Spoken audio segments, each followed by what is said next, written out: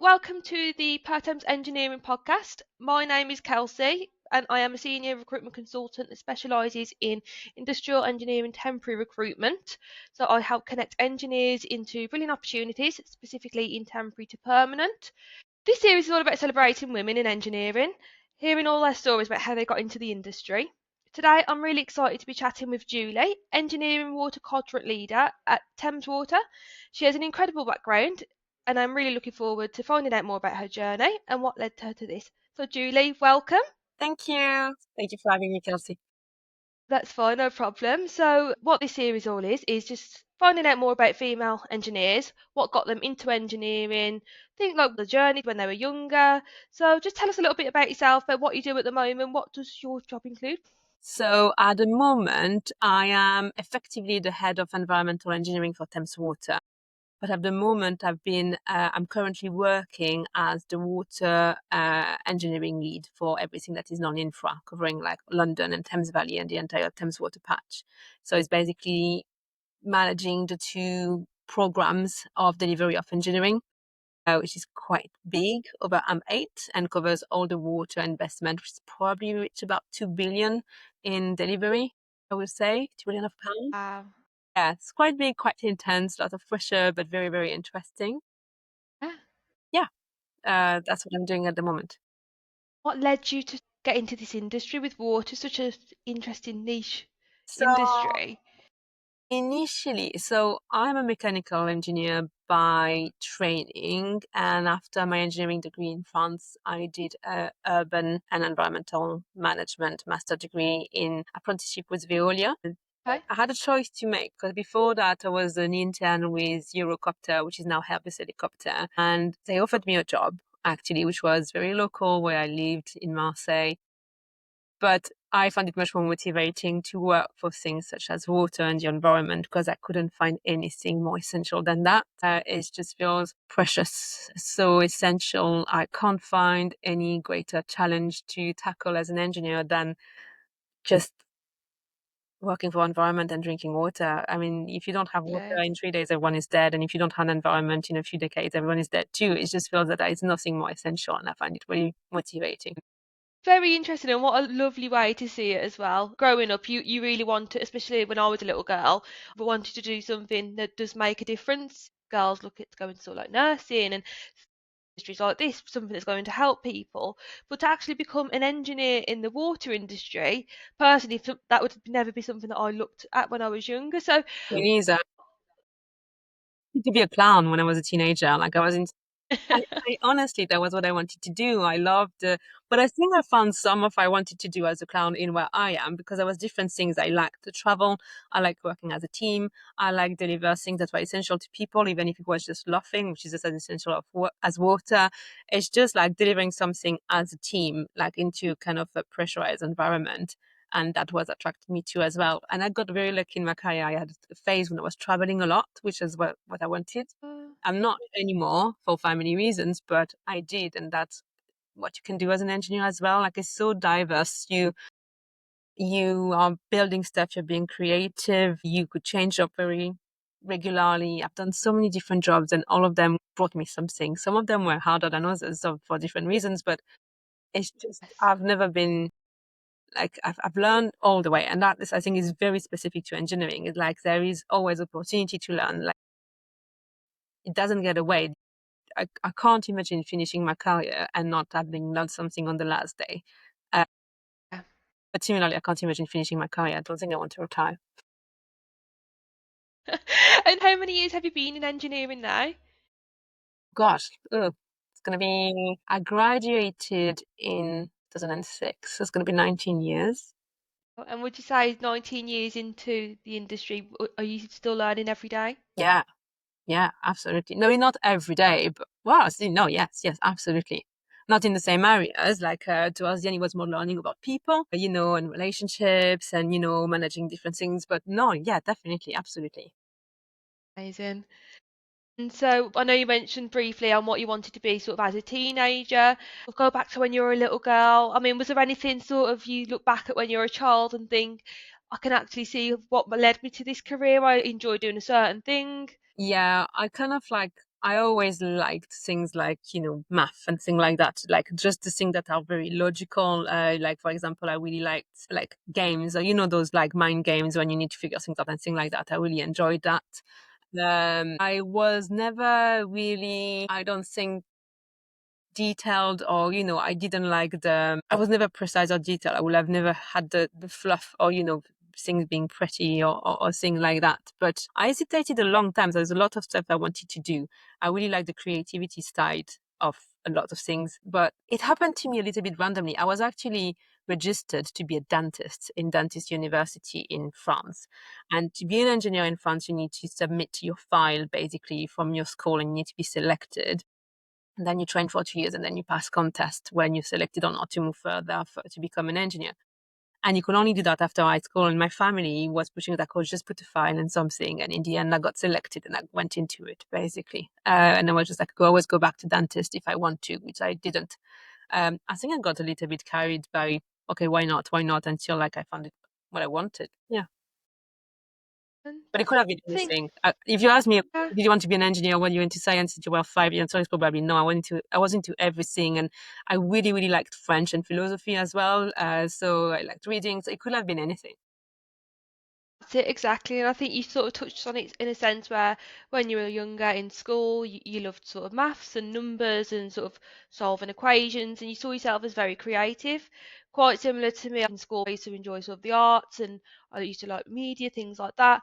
And I just never would have put two and two together when I was sort of a girl growing up in school, deciding what I wanted to do, thinking, right, okay, I've got these traits and why don't I try engineering? I just don't think it's broken down to us enough a bit younger, really. So, tell us a project that you've done in your engineering career that we probably wouldn't think day to day is even a thing. I have one of my favorite projects. It's actually in my previous company, and those two actually. And for the same reason, it's just because it was something that was not quite right at the beginning that we decided to move into some valuable product. So one was like at a steel factory and they were generating some chrome 6 into the effluent that we needed to treat and to reduce the chrome tree. And in order to do that, we used some effluent from another kind of part of the process and bringing them together. We had a redox reaction that made that we reduce the chrome 6 to waste become something that was much more neutral for the environment. And we did that using a tank that was already on site and a mixer. And I did it from beginning to end with like managing the drop of pH and things like that to make sure we're following that up. And he made everything much safer for the operator using it. He also combined two ways to make something that was a lot less aggressive for the environment. And it was altogether a project that was very financially interesting, but on the concept was really beautiful. And another one was there was industrial landfill leachate that had a lot of ammonia in it that was dropped by an industrial illegally a few years before. And we needed to treat that effluent. And with a distillation column, we kind of separated all the kind of ammonia component, creating some NOx and ammonia that we then were trying to use in incineration to reduce the NOx with the ammonia generated. And so again, that was kind of a circular way of doing it that I thought was really fascinating. I love that as well. Just hearing some of the sort of benefits from these projects on the back of that. So you've got you sort of helping people, helping the environment, almost sort of like you say, specialising in water, which is so important to people.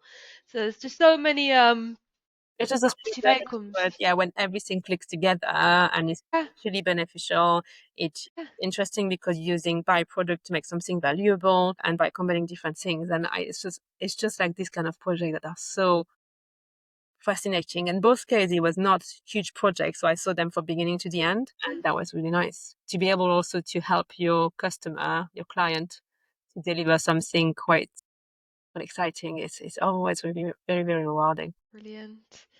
And why do you think it's personally important to you to have more females in engineering, maybe in your job or in general across the board?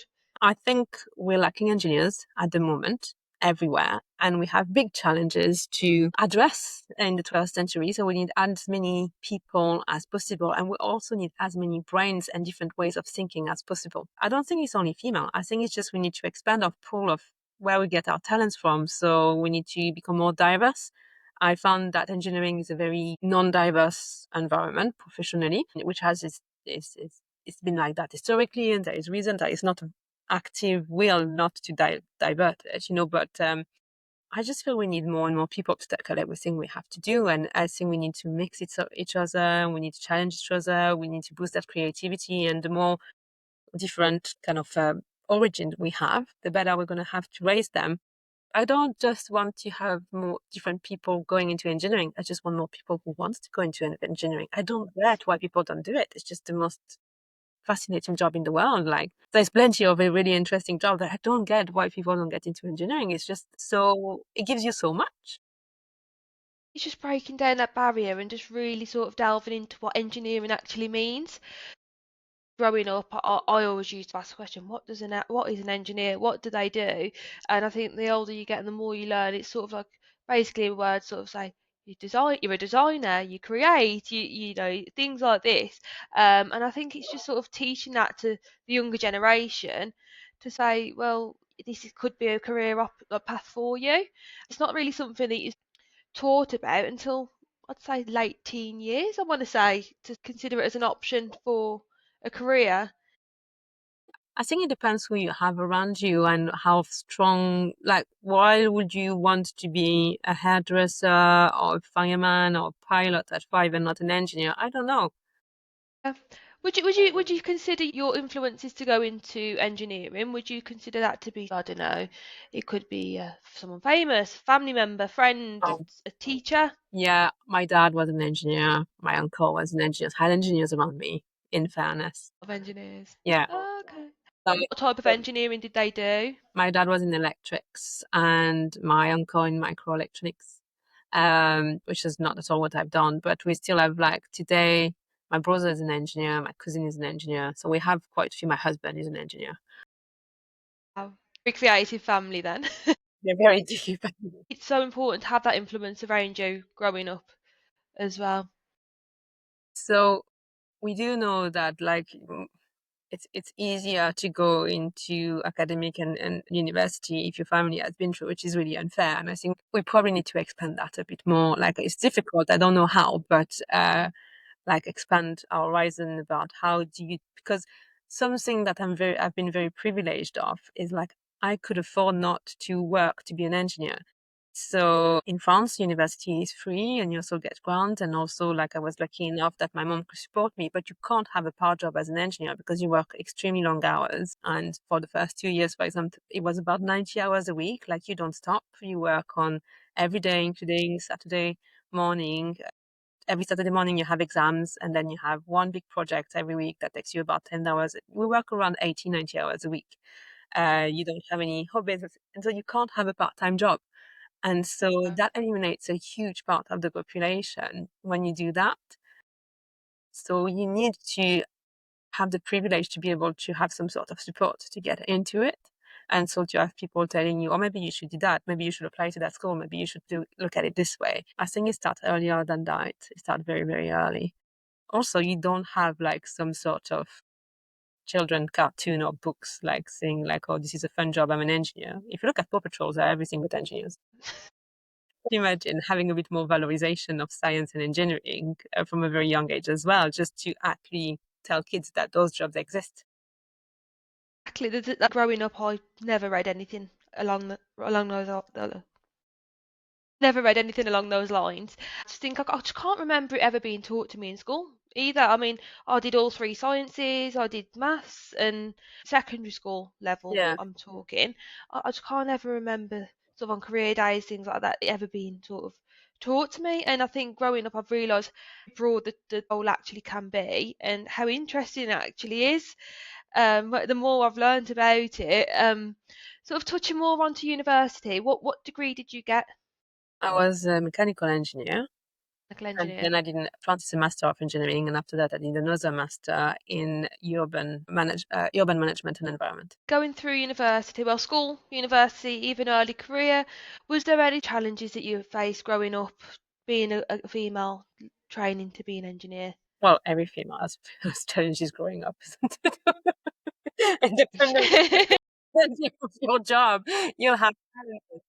Yeah, of course I've had many, but I'm not sure if males have them or not. As a person, I've had some. So I was one of the 10% when I was in engineering school. We're only 10% women, but that was not a problem. Like we got on very well, and yeah, I didn't see any challenges or issues at school.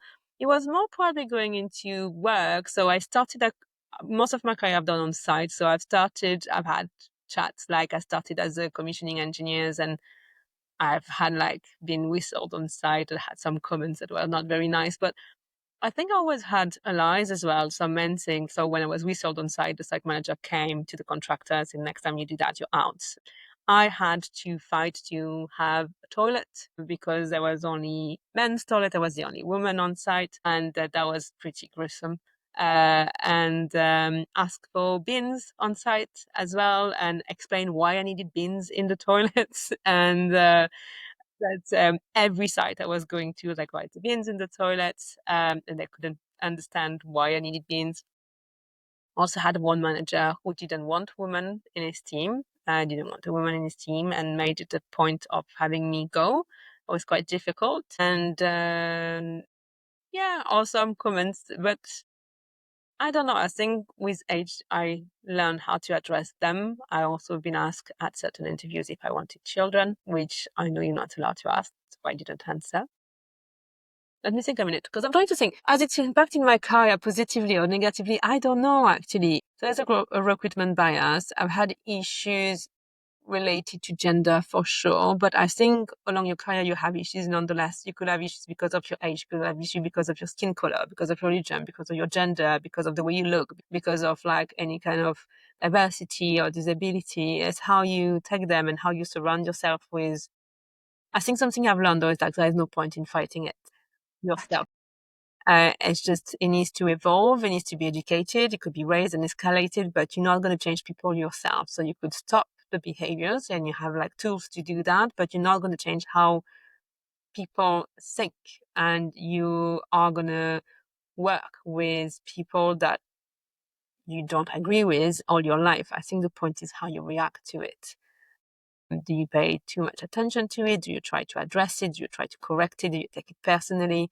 Do you put the silver lining and flip it on its head and turn it to your advantage? But I have found more, of course, my career of people that were very supportive or didn't care whether I was a woman or not, or some more allies. I think, yeah, you do face challenges. You've addressed quite a few there, but your outlook and how you overcome that and is just worded perfectly. It's just the way you sort of come, you can't always control Yeah, looks. For example, you said you were asked certain questions which you knew that just weren't appropriate or not allowed, so you just simply don't answer them. but or you could challenge them as well, like using that because I've had other stuff. Like I have 4 children.